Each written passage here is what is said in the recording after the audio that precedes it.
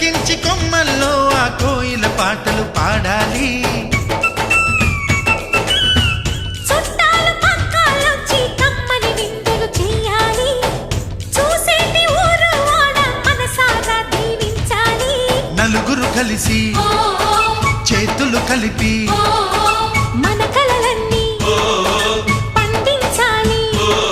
ఒక చోట పుట్టని కోడళ్ళు అయ్యారు అమ్మకే కూతుళ్ళు. త్వరలోని ముద్దుగా పుడతారు ఈ తాత పోలికల మనవళ్ళు. ఈ సంతోషాలు సరదాలే మా పండుగలు.